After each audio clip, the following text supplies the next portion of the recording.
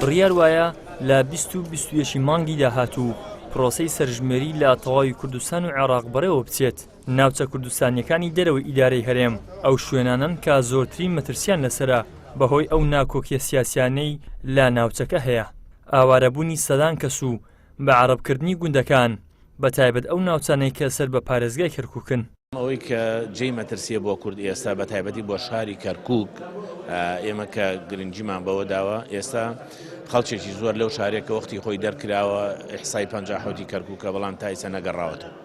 ئەمە مەترسێکی گەورەیە کە پێویستە زەمینەیان بۆ ساز بکرێت تا هەمووان بگەڕێنەوە. وە خاڵێکی تر ئێمە بە بیانووی مەترسی داعش کۆمەڵێک کۆمەڵێک گوند لە ئەطرافی کەرکووک کە هەندێکیان لە منطقەی دووسخورمات و سەر بە پارێزگای تکریتن ئەسڵەن چۆڵ کراون ئێستا هاتوونەتە نێو پارێزگای کەرکووک کە ئەمانە ئەگەر لە نێو پارێزگای کەرکووک ئیحسایی بۆ بکرێ بەڕاستی ئەبێتە هۆکاری گۆڕینی دیموگرافیای شاری کەرکووک لە ڕووی دانیشتوانەکەیەوە.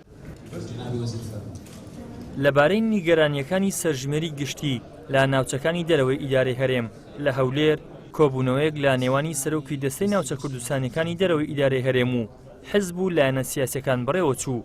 لە کۆنگرەیەکی ڕۆژنامەوانیشدا سەرۆکی ناوچە کوردستانیەکان وتی هێز و لایەنە سیاسیەکان نیگەرانیان هەبووە لە بەڕێوەچوونی ئەو سەرژمێریە. بێگومان مەترسیەکان زۆرن، یعنی ئێمە لە 7 ساڵی ڕابردوو ئازانین خەڵکێکی زۆر هاتوۆتە ناو شاری کەرکووکەوە، هەمووتان دەیان راپۆرتان لەسەر ئەم حەقیقەتە کردووە. ئەمە مەترسیەکی گەورەیە.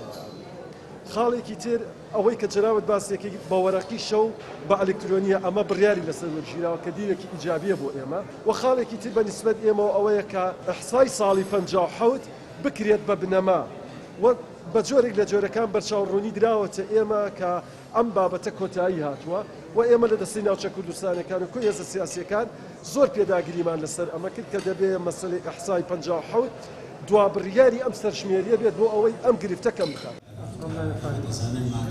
کۆتا سەرژمێری کە لە عێراق ئەنجام دراوە لە ساڵی 1950 بووە و بڕیارە سەرژمێریەکەی 20-21 تشرینی دووەمی ئەمساڵ شوێنی ئەو سەرژمێریە بگرێتەوە. ئیدریس محەممەد، کەناڵی ئاسمانی پەیام، هەولێر.